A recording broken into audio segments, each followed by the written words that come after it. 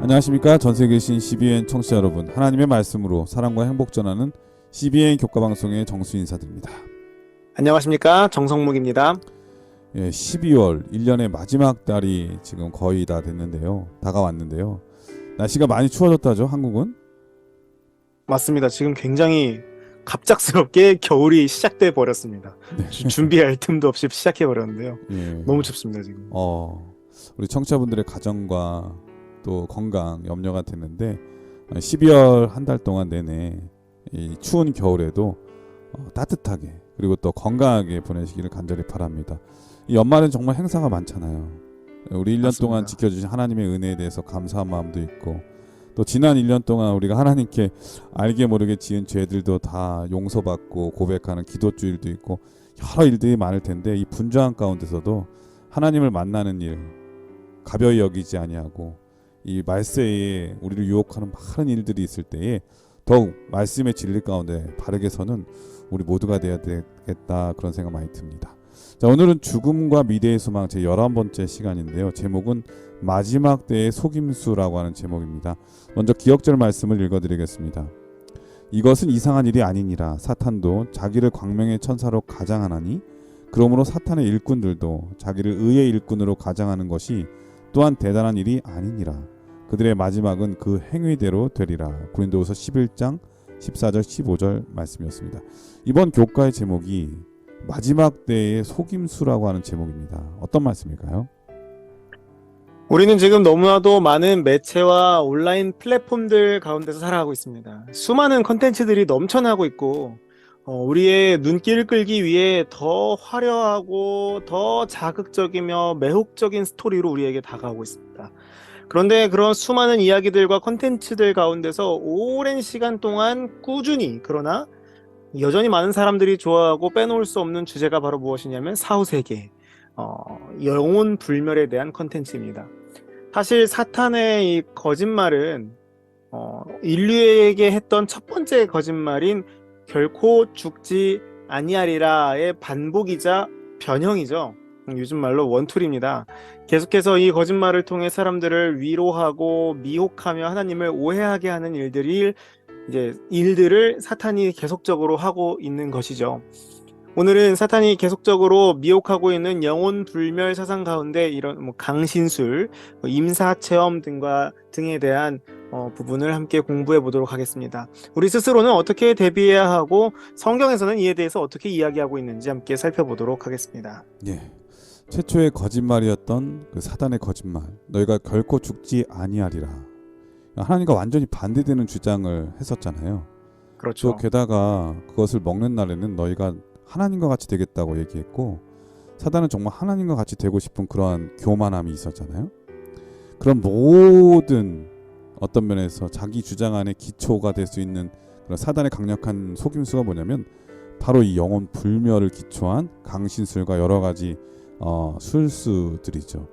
이에 대해서 우리 정성무 목사님과 함께 성경을 통해서 어떻게 이해하는 것이 바른 이해인지, 죽은 자의 상태에 대한 것, 그리고 영혼 불멸에 대한 것, 우리 목사님과 다시 한번 공부를 해보도록 하겠습니다. 말씀에 앞서 찬미 듣고 시작합니다. 여기는 말씀의 방송 CBN 코리아입니다.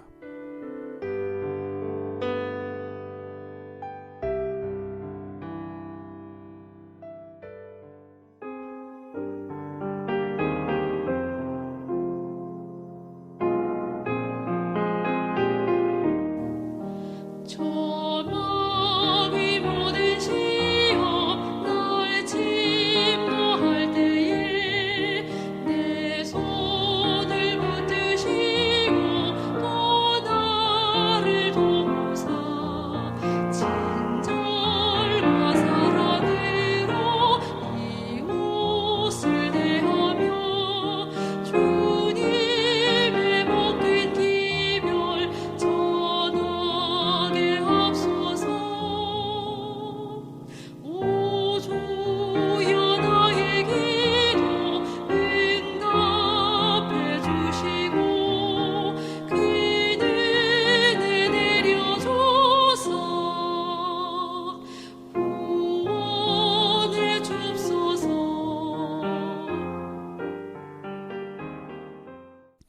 예, 찬미 잘 들었습니다. 이럴 소지는 신비주의라고 하는 제목인데요. 어떤 말씀일까요?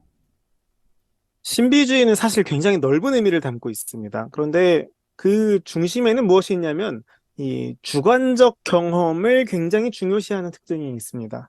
심지어는 이 하나님 말씀보다도 자신의 경험이 더 중요시되는 것이 바로 이 신비주의의 특징이자 맹점이라고 볼 수가 있는데요. 하나님을 믿는다고, 그러니까 예수님을 믿는 믿음이 있고 교회를 다닌다고는 하지만 하나님의 말씀보다 뭐가 더 중요한 겁니까? 이 자신의 영적 체험이나 경험이 더 중요한 것입니다. 굉장히 위험한 생각인 것이죠. 예를 들면은 이런 것 같습니다. 컴퓨터를 끌 때 원래는 어떻게 해야 됩니까? 사용 중인 프로그램들을 다 종료를 하고 시작 버튼을 눌러서 그 전원 끄기 버튼을 클릭하는 과정을 거쳐서 컴퓨터를 꺼야 합니다. 이게 이제 정식적인 방법이죠. 근데 사실 멀티탭에 있는 빨간 스위치를 내리기만 해도, 그러니까 이 전원 공급을 끄기만 해도 컴퓨터는 꺼지거든요. 네. 그리고 훨씬 빠르고. 그런데 이 이렇게 한다고 해서 바로 문제가 어떤 문제가 바로 생기진 않습니다. 그래서 여기 어떻게 생각하게 되는 거냐면 내가 해보니까 그냥 전원 바로 내려버려도, 그러니까 빨간 스위치 눌러가지고 멀티탭 꺼버려도 컴퓨터에 별 이상이 없더라 하면서 계속해서 이 컴퓨터를 끌 때 이렇게 막 멀티탭에 전원을 내려버리면 어떻게 되는 것입니까? 컴퓨터에 무리가 가고 전원 서플라이에 이제 그 쇼트가 생길 수도 있고 뭐 하드가 망가져서 안에 정보들을 잃을 수도 있는 것이죠. 경험적으로 그 일이 문제가 없고 옳은 것처럼 보일지라도 사실은 어떻게 해야 되는 것이냐면은 정식 방법을 확인하고 경험만을 중요시하는 것이 아니라 설명서를 확인하고 무엇이 옳은 방법인지 분별하여 시행해야 한다는 것입니다. 예수님께서도 제자들에게 이렇게 말씀하셨습니다. 마태복음 7장 22절 23절입니다. 그날에 많은 사람이 나더러 이르되 주여 주여 우리가 주의 이름으로 선지자 노릇하며 주의 이름으로 귀신을 쫓아내며 주의 이름으로 많은 권능을 행치 아니하였나이까 하리니 그때 내가 저희에게 밝히 말하되 내가 너희를 도무지 알지 못하니 불법을 행하는 자들아 내게서 떠나가라 하리라. 주여 주여 하면서 이제 그 선지자 노릇을 하고 귀신을 쫓아내도 무엇이 중요하다고 말씀하시는 것입니까? 아버지의 뜻대로 행하는 것이 중요하다라고 말씀하시는 것입니다. 예수의 이름으로 많은 권능을 행하고 봉사하고 놀라운 일들을 행한다 할지라도 무엇이 중요한 것이냐면 아버지 하나님의 말씀 위에 서는 것이 중요하다라는 것이죠. 그렇기 때문에 예수님께서는 24절에 이어서 이렇게 말씀하셨죠. 그러므로 누구든지 나의 이 말을 듣고 행하는 자는 그 집을 반석 위에 지은 지혜로운 사람과 같으리니.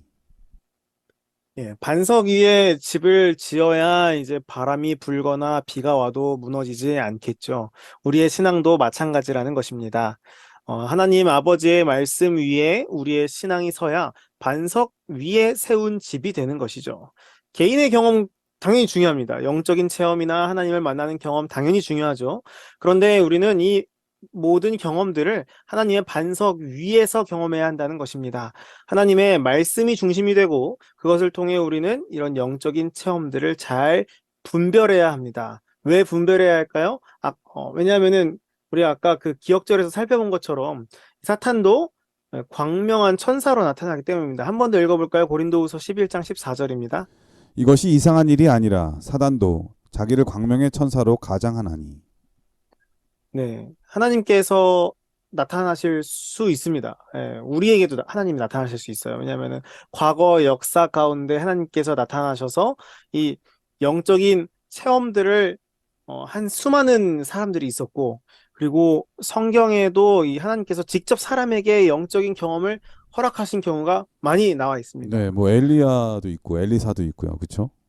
엘리도 있고요. 네, 뭐 뭐, 여러 일들이 많죠. 너무 많죠. 네, 너무 네. 많죠. 그렇기 때문에 하나님은 동일하신 분이시기 때문에 뭐 과거의 사람에게 나타나셨던 하나님이라면 지금도 충분히 나타나실 수 있다고 봐야겠죠. 음. 가능성을 아예 부정해서는 안 된다는 것입니다. 그런데, 당연히 하나님은 전능하신 분이기 때문에 그런 모든 일을 하실 그렇죠. 수 있지만 사단도 지금 말씀하신 것처럼 광명한 맞습니다. 천사로 나타나 보일 수 있을 만큼 능력을 보일 수 있다는 거죠. 그걸 분별할 수 맞습니다. 있는 분별력이 있어야 된다고 하는 말씀인 거잖아요. 맞습니다. 이 사단의 미혹인지 아니면 하나님의 진짜로 영적인 역사하심인지를 우리가 분명하게 깨달아야 한다는 것입니다. 그러기 위해서는 우리가 이 반석 위에 세운 집처럼 흔들리지 않는 믿음으로 말씀 위에 굳게 서야 한다는 것이죠. 그것에 말씀 위에 굳게 설 때 우리는 판별할 수 있게 된다는 것입니다. 예수님을 믿기만 하면 되지 뭘 그렇게 따지냐고 그러는 분들이 계셔요. 예수님 살아가는 마음이 제일 중요한 것이지, 뭐, 다른 뭐 이런 사소한 것들은 어떻게 믿든지 사실 뭐 큰 상관없다라고 이야기하시는 분들도 역시 계십니다. 그런데 예수님께서는 어떻게 말씀하십니까? 주여 주여 하면서 이제 뭐 선지자 노릇하는 자마다 하늘에 갈 것이 아니다라고 말씀하셨습니다. 네. 어, 이런 사람들은 이것은 거짓 선지자죠. 선지자 노릇하는 사람들이니까 그렇죠? 그렇죠. 이게 뭐 정석적인 선지자라고 볼 수는 없겠죠. 네. 그렇게만 하는 사람들은 중요한 것은 무엇이냐면 입으로만 주여 주여 하는 것이 아니라 올바르게 믿고 말씀대로 사는 것. 예, 이게 중요하다는 것입니다. 하나님의 뜻대로 살아가는 것이 굉장히 중요한 것임을 우리는 기억해야 합니다. 하나님을 만나는 경험이나 뜨거운 감정, 영적 체험들 당연히 중요합니다. 그러나 이게 막 쓸데없다는 게 아니에요. 그런데 그런 체험들을 말씀보다 더 권위 있게 여기거나 받아들여서는 안 된다는 것이죠.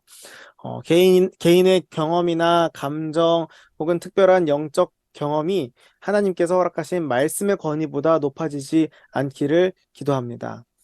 성경을 토대로 분별하고 성경을 기초로 하는 믿음을 쌓아 흔들림 없이 겸손한 자세로 하나님 앞에 서야 합니다.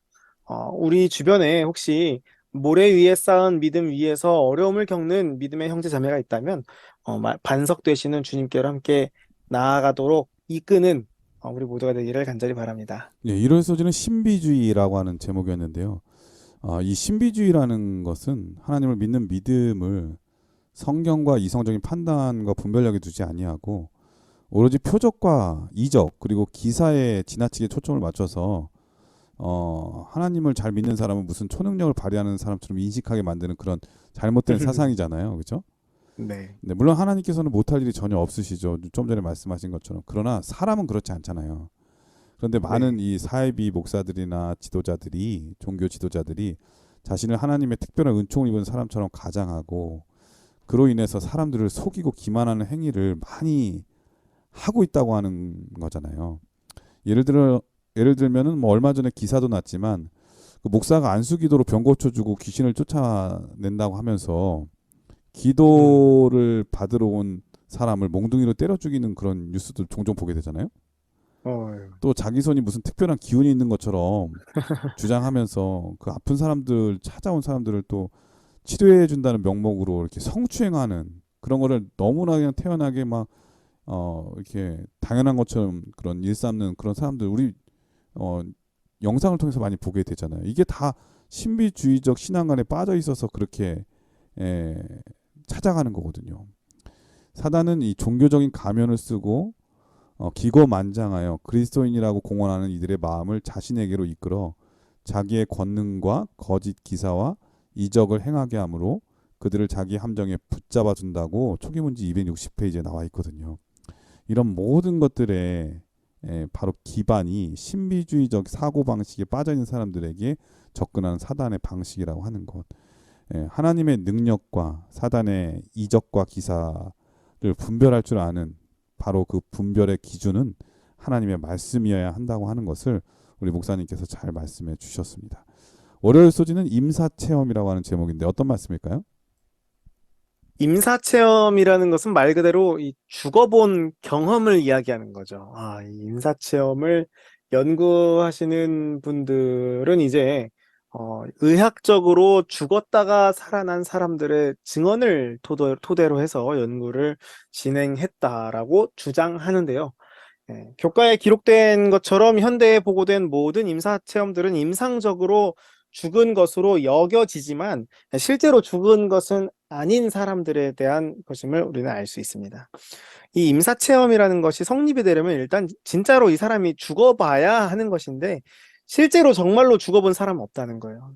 어, 이 임사체험에 대해서 조금 이제 쉬운 예를 제가 들어서 설명하자면 이런 겁니다. 이제 우리나라에서 임사체험에 대해서 이야기하는 분들이 이제 공통적으로 하는 것이 예를 들면은 뭐 어느 어딘지는 모르는 곳에 강을 건너서 이제 도착을 했는데 그곳에서 이제 뭐 돌아가신 부모님이나 조부모님 등 이제 이미 뭐 사망한 가족들을 만납니다. 거기서 강에서 이제 강을 건너는데 근데 이제 막 그 가족이 뭐라 그러는 거예요. 이제 야 너는 아직 여기 올 때가 아니야 막 이러면서 이제 돌아가라 네. 이런 말을 해가지고 이제 막 강을 막 이제 막 헤엄쳐가지고 막 가던가 마치 그 아니면 뭐 저승사자가 잡아가려다가 다시 그렇죠. 놓아주고 뭐 그런 느낌이네요. 그렇죠, 그렇죠. 그런 류의 이야기 이제 한 번쯤 다들 들어보셨잖아요. 뭐 이제 이런 게 이제 서양에서는 따뜻한 빛이 내 몸을 뭐 이렇게 막 포근하게 감싼다라는 느낌을 받았다가 어느 순간 정신을 차려서 돌아왔다라든지 혹은 뭐 일본에서는 꽃밭에서 따뜻한 꽃밭에서 이제 뭐 고양이와 놀다가 돌아왔다라는 게 굉장히 많다든지 뭐 이렇게 문화권별로 임사체험에 대한 이야기들이 다르지만 굉장히 고르게 퍼져 있는 모습들을 우리가 살펴볼 수가 있습니다. 사실은 이제 이런 것들이 다 실제로 죽은 뭐 그런 것들은 아니라고 우리는 교과를 통해서 배우고 있는 것이죠. 그런데 이 성경에 보면은 정말로 죽었다가 살아난 사람들이 나옵니다.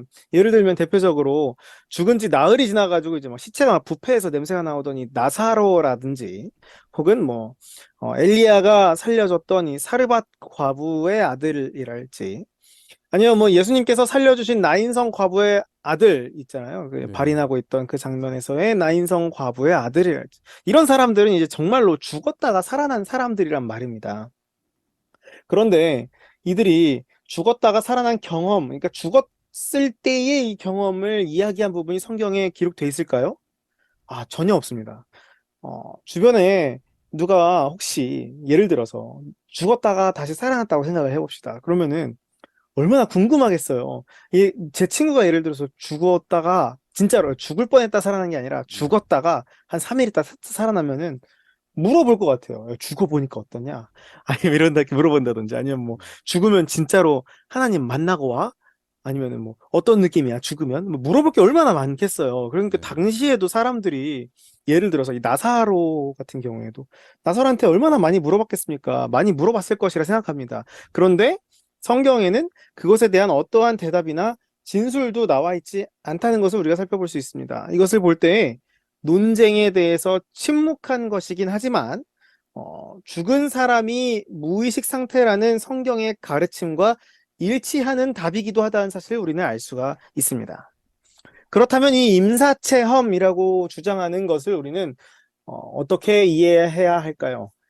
우리는 이 임사체험을 자연적인 정신화학적 환각 혹은 어, 사탄이 배후에 있는 초자연적인 속임수라고 해석할 수가 있습니다.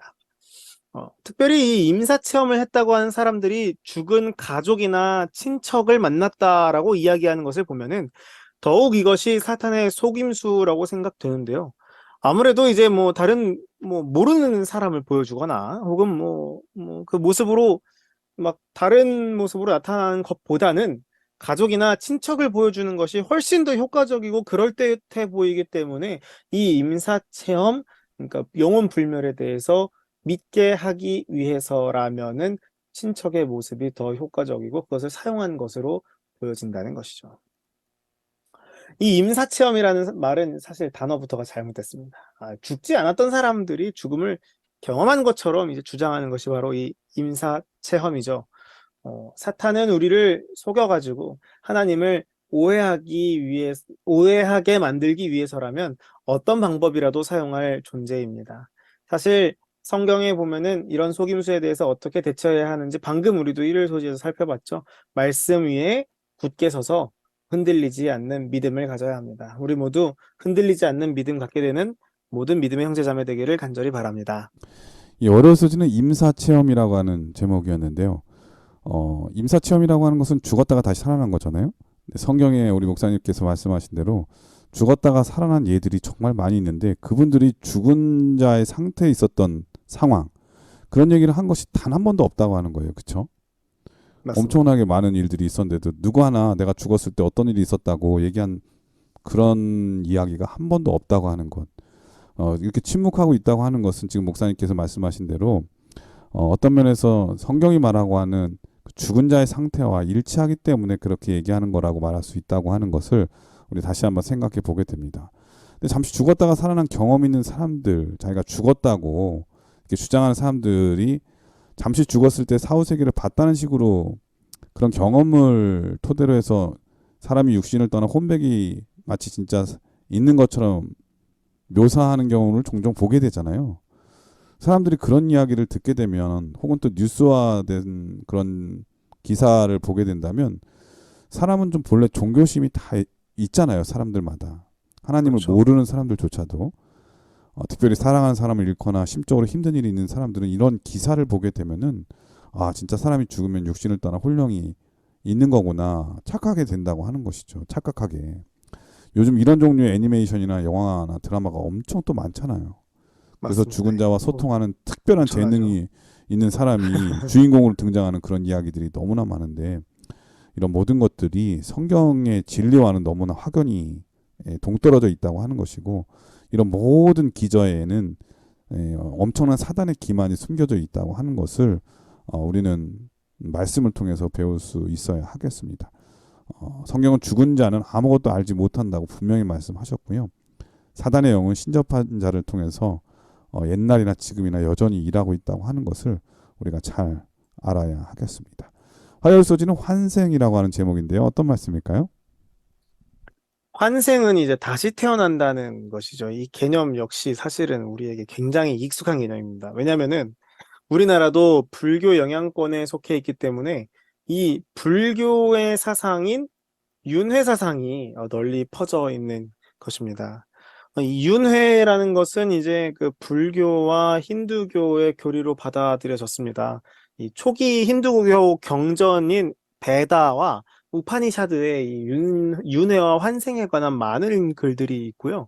바가바드 기타에도 이제 인간은 불멸이며 거듭거듭 태어난다. 삶을 이어가며 전생에서 얻은 지혜들을 다시 찾아 완성을 향해 부지런히 나아간다고 말하고 있습니다. 이 고대 인도의 이제 그 종교적 성전인 마누 법전에도 윤회와 이제 해탈에 대해서 굉장히 구체적으로 기록하고 예, 있습니다. 이걸 뭐 이게 진짜 사실이라면 굳이 신앙을 열심히 할 필요가 없어요. 각자가 알아서 다 그렇죠. 신이기 때문에 단지 뭐 어떻게 태어나냐 그게 다를 뿐이지 죽지는 않잖아요. 그러니까 그렇죠. 굳이 뭐 신앙을 열심히 할 필요가 없고 어떤 신을 의지할 필요가 없게 되는 거예요. 맞습니다. 이 사실은 불교에서는요.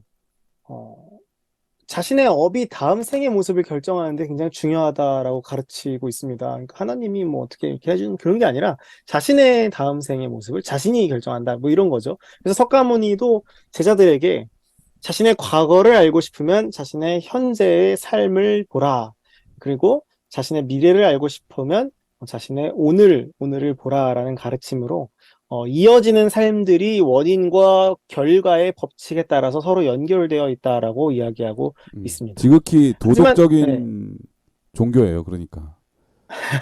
그 현생이 중요하죠. 예, 내가 그러니까 지금 어떻게 사는지가 바르게 굉장히 중요한 사는 게 겁니다. 왜 중요하냐? 그거는 이제 다음 생애를 위해서 어떻게 태어나냐지 죽음이라는 건 없는 거예요. 그죠? 그렇죠. 뭐 각자가 다 계속해서 영혼은 어, 살아있는, 그러니까 각자가 다 있으니까요. 신인 거죠. 영원히 죽지 맞습니다. 않는. 그런데 우리는 이 주장이 성경과는 완전히 반대됐다라는 사실을 알 수가 있습니다. 히브리서 9장 27절, 28절을 함께 보시겠습니다. 한 번 죽는 것은 사람에게 정하신 것이요 그 후에는 심판이 있으리니 이와 같이 그리스도도 많은 사람의 죄를 담당하시려고 단번에 들이신 바 되셨고 구원에 이르게 하기 위하여 죄와 상관없이 자기를 바라는 자들에게 두 번째 나타나시리라. 예, 그리스도께서 몇 번 죽으셨다고요?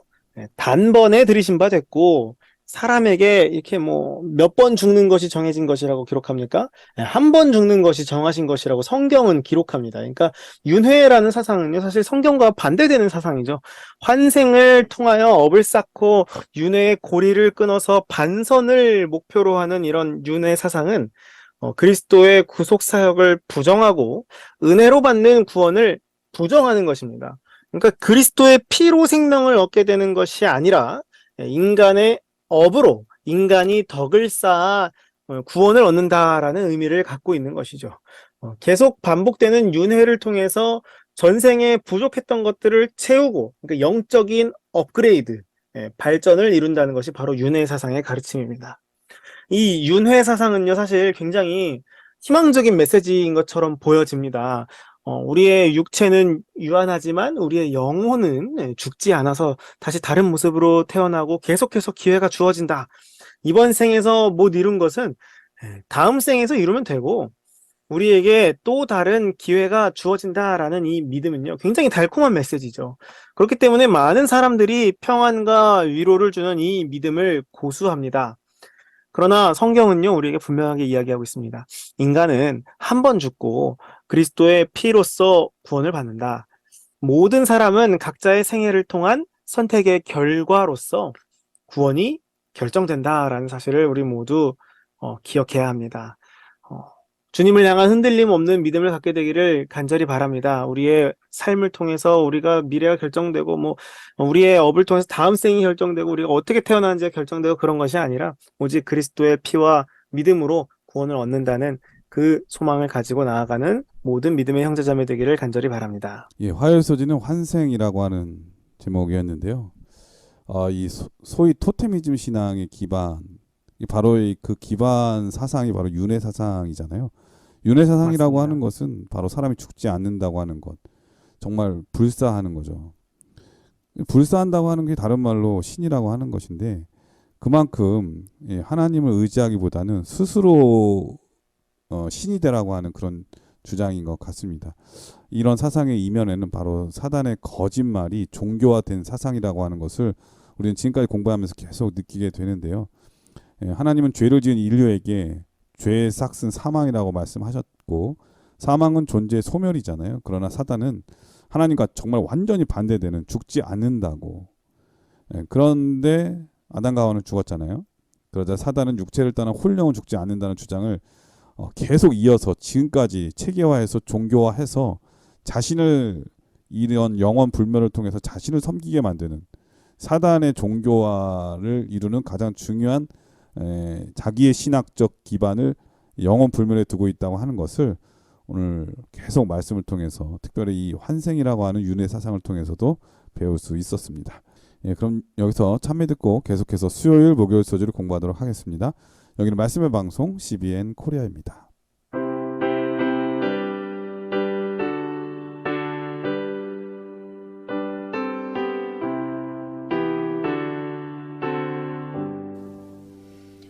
환난과 비법 중에도 예성도 신앙 지켰네. 이 신앙 생각할 때에 기쁨이 한량없도다. 예성도 신앙 따라서 죽도록 충성하겠네. 옥중에 매인 내 성도 양심은 자유 얻었네. 우리도 고난 받으면 죽어도 영광 되도다. 예성도 신앙 따라서 죽도록 충성하겠네.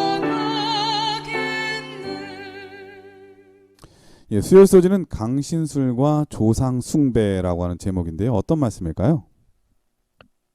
당신술이라고 하고 이 조상숭배라고 하면은 굉장히 뭔가 이게 잘못된 것 같고, 우리는 이런 것과는 멀리 떨어진 삶을 살고 있을 것처럼 보여지는데요.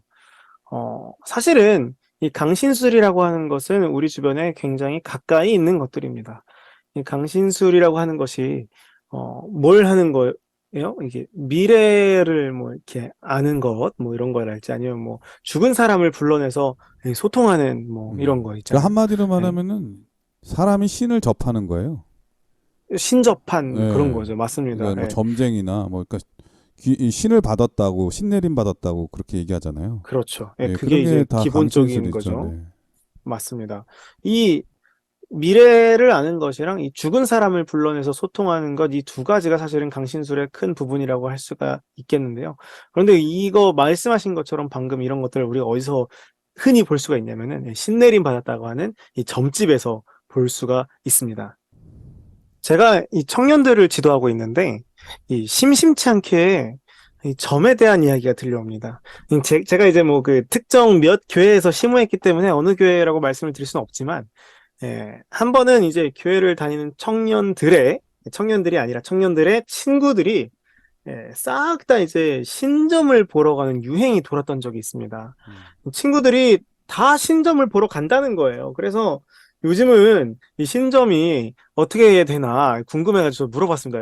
그 친구들이 가서 어떻게 하고 왔다니? 라고 물어봤더니 이제 신점을 보러 가면은 완전 이렇게 세련된 분들이 앉아 있었다는 거예요. 앉아 있는다는 거예요. 그러니까 이 친구들이 갔던 곳은 이 신내림 받았다고 하는 어떤 여성분이 운영하는 이 신점집이었는데 완전 이게 명품으로 싹 빼입고 뭐 이렇게 막 옛날처럼 한복 입고 그런 게 아니라 이제 이렇게 완전 명품으로 싹 세련되게 입고 가서 이제 막 완전 기세 보이는 언니가 이제 앉아서 과거도 맞추고 너무너무 신기해가지고 이제 막 연애나 진로 뭐 이런 것들에 관련돼서 물어본다는 겁니다. 이 친구들이. 요새는 뭐 저기 점집이 옛날처럼 허술한 집에 뭐 이렇게 뭐 지금 목사님 말씀하신 대로 한복 입고 막 그런 게 빨간 거 아니라 찍고 막 그런 게 아니라 카페처럼 돼 있고 세련되게 옷 맞아요, 입고 맞습니다, 맞습니다. 이게 뭐 타로 좀 치는 그런 사람들도 많고 그렇다고 그러대요.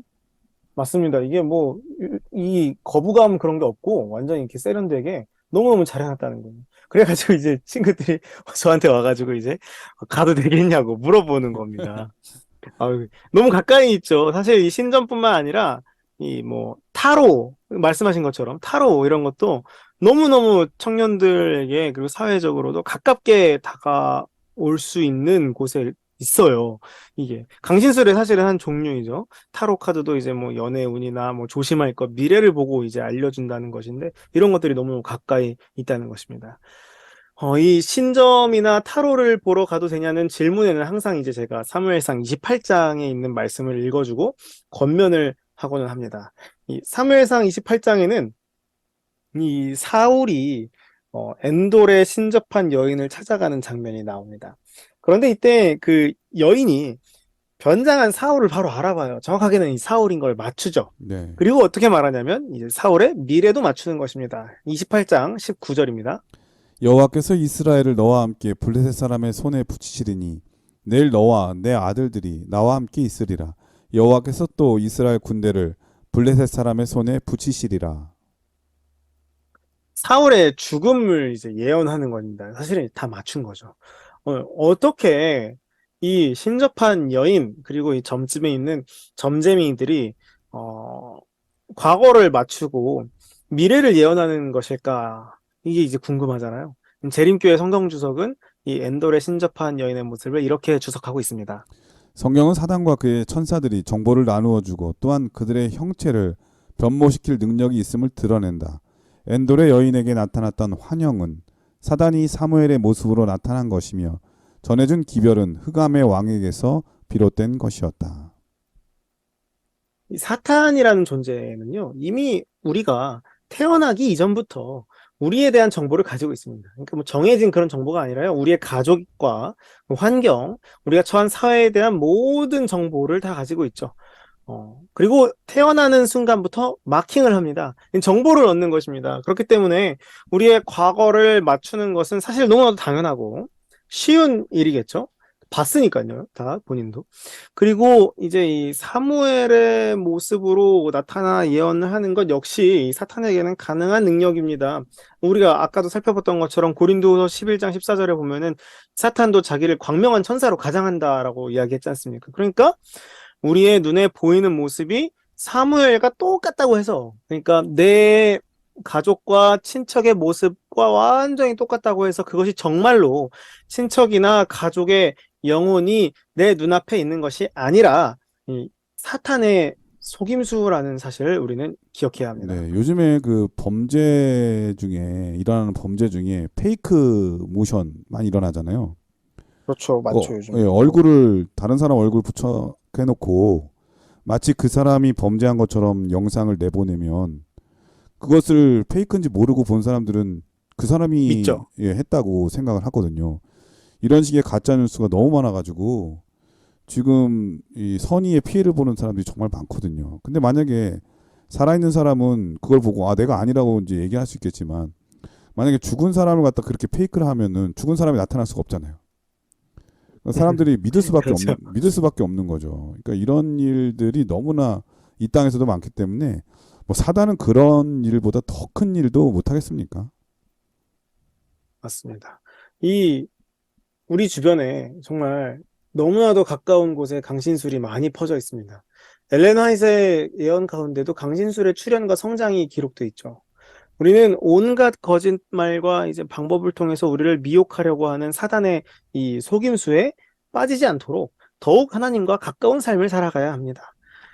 사랑하는 사람을 향한 그리움, 그리고 미래에 대한 불안감을 해소하기 위하여 어떤 다른 방법이나 수단을 사용하는 것이 아닌 하나님의 말씀을 토대로 재림의 소망을 바라보며 하나님의 음성에 집중하는 우리 모두가 되기를 간절히 바랍니다. 예, 수요일 서지는 강신술과 조상 숭배라고 하는 제목이었는데요. 강신술은 다른 말로 영매술이라고도 하잖아요. 예, 맞습니다. 그러니까 한마디로 사람이 이제 신들린 것 혹은 신을 접하게 되는 것, 뭐 신을 만나는 것, 신과 합하는 것, 뭐 이런 여러 가지 말로도 설명을 할 수 있는데요. 그렇기 때문에 엄청난 능력을 가진 것처럼 말하고 행동하죠. 무당이나 신접한 사람들, 점쟁이들 만나면 엄청난 능력의 소유자들처럼 보이거든요. 이것은 이제 죽은 영매를 통해서 죽은 자와 교통을 하고 그것을 통해 사람들의 마음을 유혹하고 미혹하고 빼앗고 그러니까 한마디로 말하면 사람이 신이 되게 보이는 거죠. 사단은 최초의 인류에게 선악을 알게 하는 나무를 먹게 되면 죽지 않게 될 뿐만 아니라 너희가 하나님과 같이 되겠다는 말을 하잖아요. 거짓말이잖아요. 그런데 이 영혼 불멸이라고 하는 사상 속에서는 그게 거짓말이 아니라 진짜처럼 보이게 하는 건데 그게 바로 강신술이라고 하는 거죠. 사람이 신을 접할 수 있고 그 신이 바로 죽은 자의 혼령이라고 하는 그런 생각을 갖게 하는 것.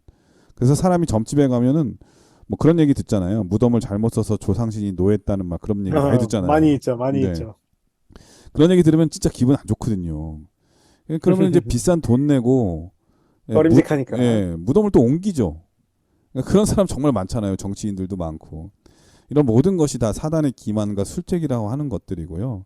말세는 이것이 엄청난 능력으로 사람들의 마음을 미혹할 것을 성경은 예언하고 있습니다. 그러므로 우리는 죽은 자의 상태와 죽음에 대해서 바른 성서적 이해를 가지고 있어야 하는 것은 너무나 분명하고 확신해 보입니다. 그래서 교과책 수요일 소지 하단에도 나와 있는 것처럼 우리는 매일 성경을 연구할 필요가 있다고 하는 권면 늘 마음에 새겼으면 정말 좋겠습니다. 목요일 소지는 죽은 자의 모습으로 나타남이라고 하는 제목인데 어떤 말씀일까요? 수요일 소지와 이 목요일 소지는 이어지는 내용이죠.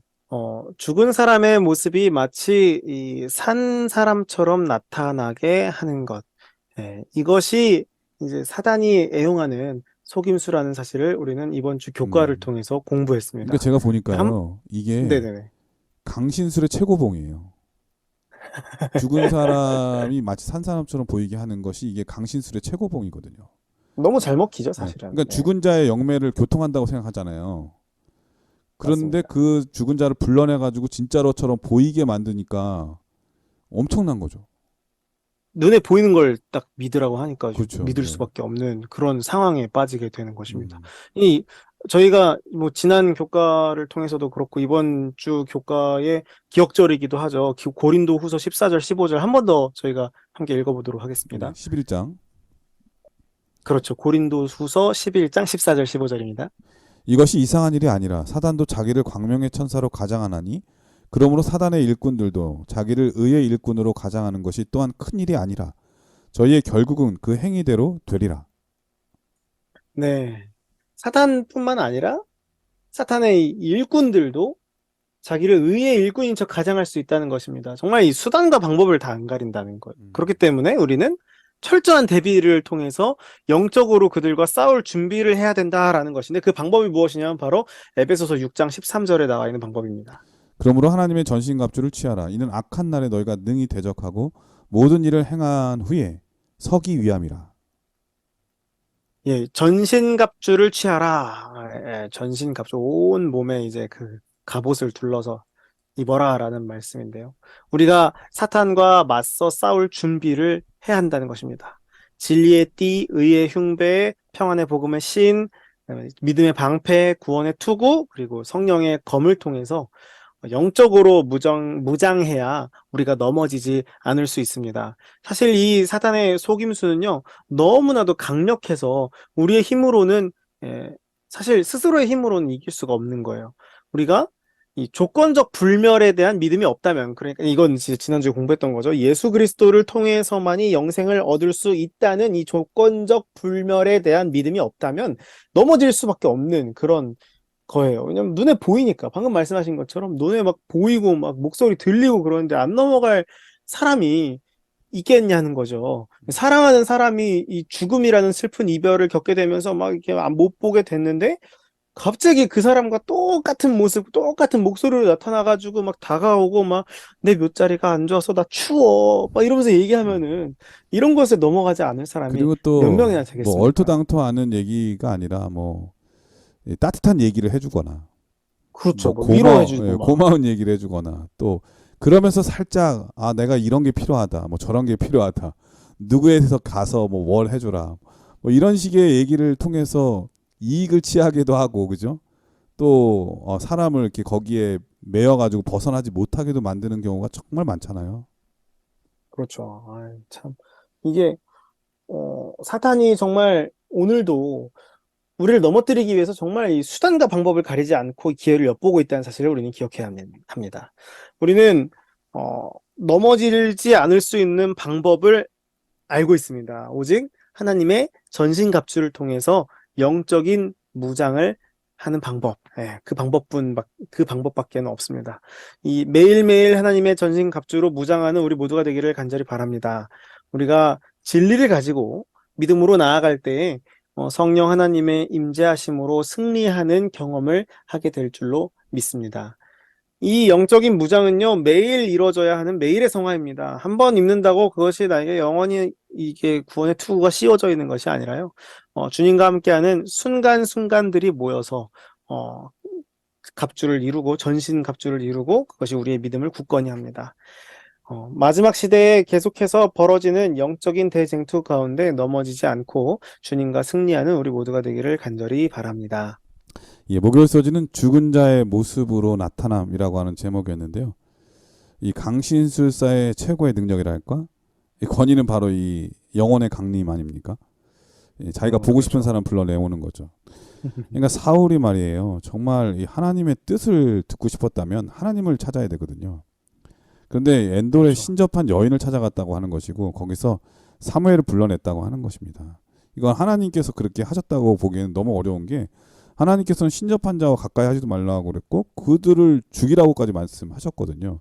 그런데 그런 자를 통해서 사무엘을 하나님께서 불러내셨다고 하는 것은 말이 안 되거든요. 이거는 정말 잘못된 것인데 그 자체가 바로 사단의 기만술이라고 하는 것을 알 수가 있고 그런데 묘하게도 사무엘에서 나와서 하는 얘기가 틀린 말이 아니거든요.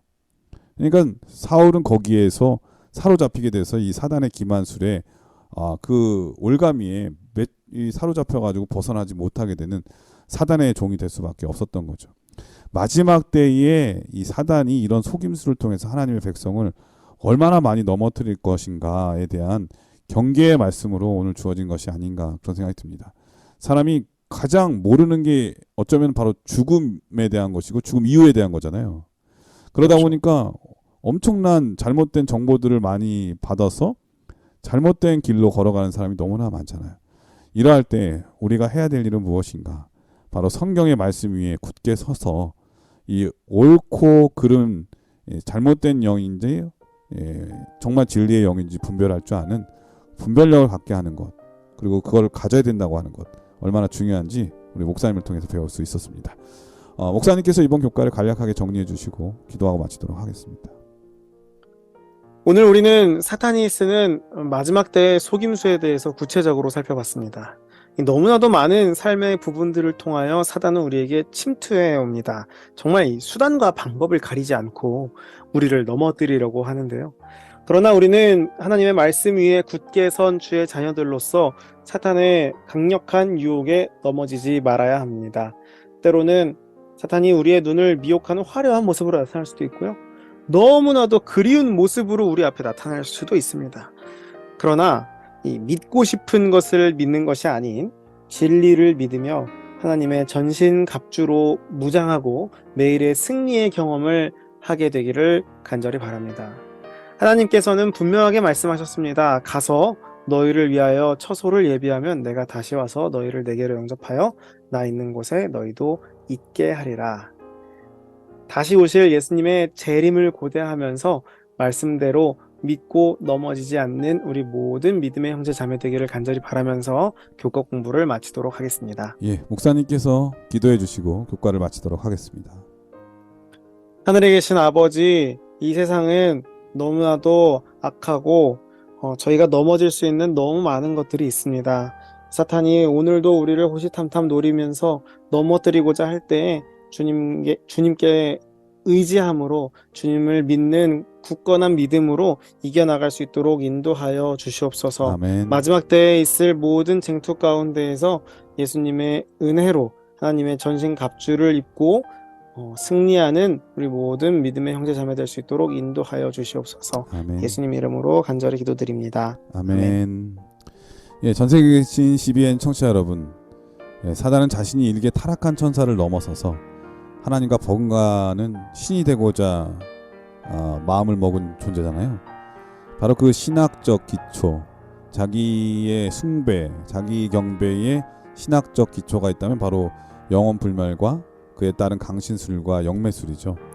영원불멸설이 이렇게 무서운 주장이라는 것을 우리는 계속 배우고 있습니다. 우리 모두 하나님의 말씀인 성경으로 전신갑주를 입고 사단의 유혹을 능히 이기는 승리하는 우리 모든 청취자분들의 한 주일의 삶이 되기를 간절히 바라면서 저희는 다음 주에 더 좋은 모습으로 찾아뵙도록 하겠습니다. 안녕히 계십시오. 감사합니다.